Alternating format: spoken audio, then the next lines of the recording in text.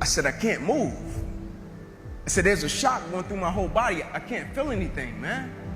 I still remember the day I was in the film room watching film, and I was watching the California Bears, and my defensive backs coach, Larry Slade, came in the room. He said, Inky Johnson, I got some good news for you. And I dropped the clicker, and I said, Coach, what is it?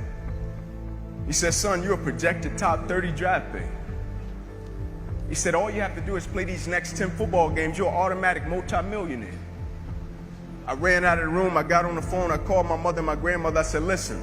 I said, after this season, our lives are about to change forever.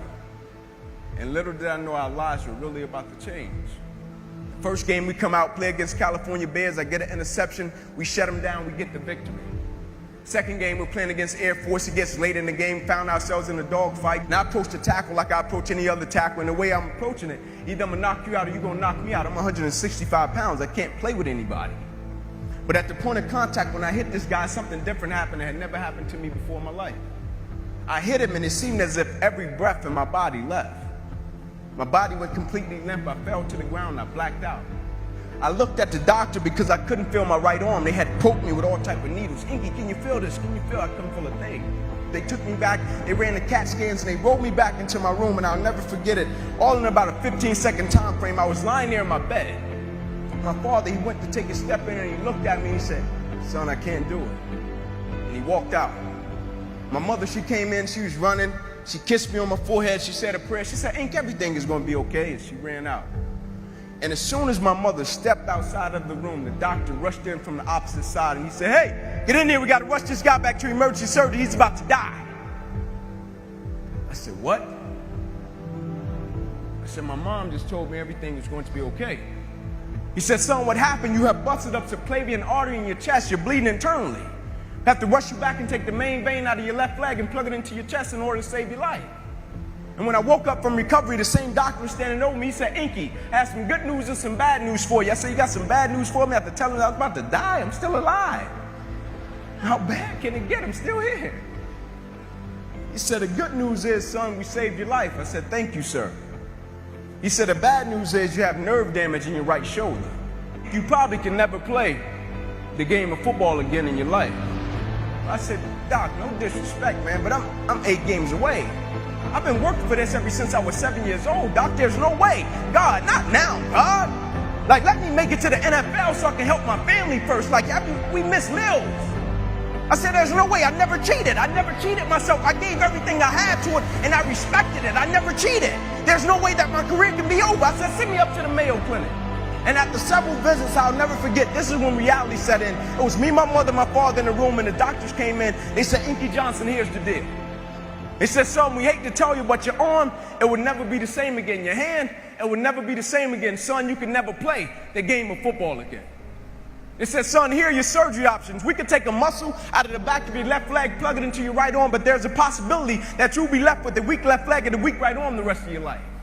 Or we could take a nerve out of your left arm, reroute it up to your chest, down into your right arm, but there's a possibility that you'll be left with 2 weak arms the rest of your life. Or we could take a nerve out of your left rib, reroute it up to your chest, down into your right arm, but there's a possibility that you'll be left with a breathing problem and a weak right arm the rest of your life. By the way, tell us what you want to do in the morning. And the next morning, I walked into the doctor's office. They said, son, what option did you choose? I said, no disrespect to you, doc. I'm not choosing an option. My situation is out of your hands. I said, no disrespect to you, doc. Cut me where you got to cut me. I said, I know I will come out of this situation okay. As I stand right here on this stage before you today, they cut me 6 times down my left thigh. They cut me 2 times across my right rib. They cut me 2 times across my right pec. They cut me 1 time across the left side of my neck, 1 time across the right side of my neck. They cut me from the bottom of my armpit all the way down to the bottom of my hand. And after they got through cutting on me, they said, son, you're going to be in this hospital for the next 40 days. I walked out of the hospital on the 3rd day. They said, you broke a record. How did you do it? And I said, first and foremost, the thing I want y'all to understand, I will never let a circumstance or a situation define my life.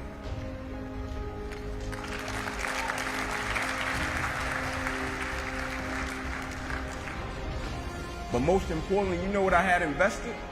I had sweat equity. I had been working my whole life. And what I didn't understand, by being determined to chase something, by being committed to it, and what commitment is staying true to what you said you were going to do long after the mood that you have set it in has left. You see, people think commitment is saying, yes, I'll do it on the days when it feels good. But I had been committed to everything that I ever started in my life, and I never stopped and I never quit it. And so by being committed to everything that I started, I finished it. It built a certain type of spirit. It built a certain type of mentality. It built a certain type of individual. And so now I couldn't quit even if I wanted to. I couldn't lay in the bed even if I wanted to. I couldn't stop even if I wanted to. I had too much sweat equity in my life and everything that I was doing.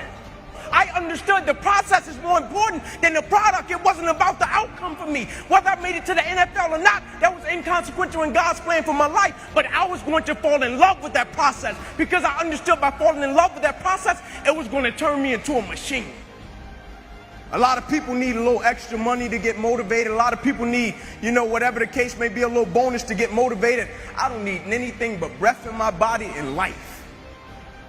And every day I wake up, I understand I got 2 children depending on me. I understand I got a wife depending on me. I understand I got a world that needs me. The reason I go at life with the passion and the zeal that I go at it with is because I understand every day of my life is somebody in the world that is dependent on me. It may not be you, and if it's just about you, you're in trouble because I'm telling you, you're going to hit something in life that's a lot tougher than you, and it's going to test your will and it's going to test your heart. And if it's just about you and if it's just about the product, it will crush you. Every day I get up, I understand it's somebody in the free world that's looking at me to see if I'm going to keep going, and so I can't quit.